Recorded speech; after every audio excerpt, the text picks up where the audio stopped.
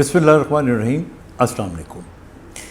हमने देखा है अपनी प्रैक्टिस के अंदर कि बहुत से लोग जिनके सारे टेस्ट नॉर्मल आते हैं, जिनके एक्सरेज नॉर्मल आते हैं, लेकिन फिर भी उनको कमर का दर्द, गर्दन का दर्द, पट्ठों में खिंचाव, पट्ठों के अंदर एक किस्म का हर वक्त बेचैनी, सुबह सो के उठे तो अकड़ाव होना, फ्रेश ना होना, ये सारी चीज़ें हमें देखने को मिलती हैं। और जब सारे टेस्ट करवाते हैं तो नॉर्मल आते हैं। ज़्यादातर ये चीज़ें हम जब देखते हैं यंग लोगों में तो ख़वातीन में ये ज़्यादा होती हैं। अब ये क्या है वो तो मैं आपको वीडियो में बताऊंगा, लेकिन आम जो इसका डायग्नोसिस हम करते हैं बाज़ औक़ात वो फाइब्रोमाइल्जिया कहलाता है। इस नाम से शायद वाकिफ़ हूँ। अब फाइब्रोमाइल्जिया असल में होता क्या है? फाइब्रोमाइल्जिया के अंदर 3 इम्पॉर्टेंट चीज़ें हैं। पहली इम्पॉर्टेंट चीज़ ये है कि आपको जनरलाइज्ड एक्स होते हैं, यानी आपको पूरे जिस्म के अंदर मुख्तलिफ़ जगहों पे दर्दें होती हैं। नंबर 2, इसके अंदर फटीग होती है, थकावट होती है इंसान को। और तीसरा, इसके अंदर टेंडरनेस होती है। टेंडरनेस का मतलब ये होता है अगर यहाँ पे दबाएंगे ना आप यूँ करके तो दर्द होगा, यूँ दबाएंगे दर्द होगा, यूँ दबाएंगे दर्द होगा। जब किसी पट्टे को दबाने से दर्द हो तो इसको हम टेंडरनेस कहते हैं।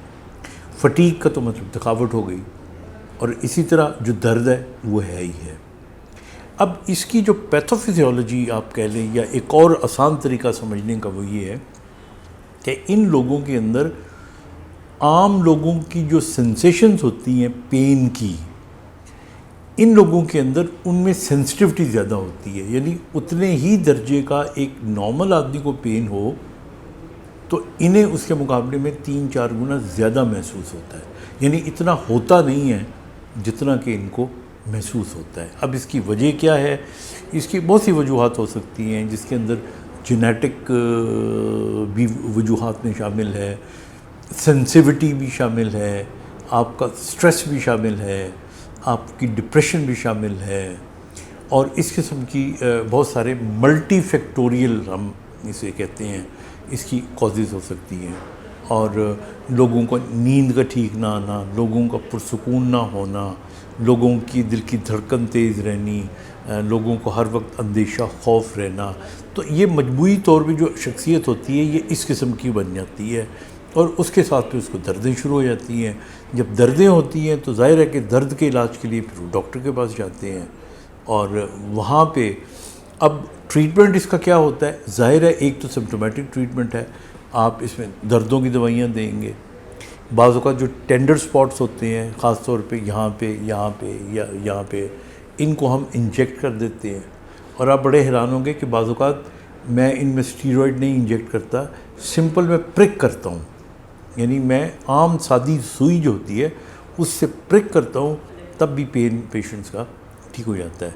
फिर उसके अलावा बाज़ औक़ात हमें एंटी डिप्रेशन देनी पड़ती हैं, बाज़ औक़ात हमें सुकून वाली दवाई देनी पड़ती हैं, नींद बेहतर करने वाली दवाई देनी पड़ती हैं।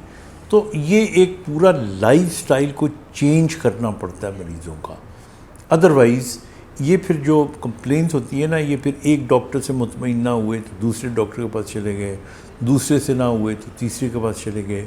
तो वरना ये पेशेंट जो हैं ये normally they keep circulating. But याद रखिएगा कि अगर आपके सारे टेस्ट नॉर्मल आए हैं, ब्लड के भी, एक्सरे भी, MRI, सारी चीज़ें नॉर्मल आई हैं, फिर भी आपको ये सारी सिम्टम्स, यानी पेन भी बॉडी में रहता है मुख्तलिफ़ जोड़ों में या पट्ठों में, फटीग भी रहती है, और साथ में पट्ठों को दबाने से दर्द भी होता है, और अगर आप उसको प्रॉपर जिसे दबवाना कहते हैं तो उससे रिलीफ भी मिलती है, तो फिर ये फाइब्रोमाइल्जिया हो सकता है। अगर ऐसा हो तो अपने डॉक्टर से ज़रूर रब्ता करें।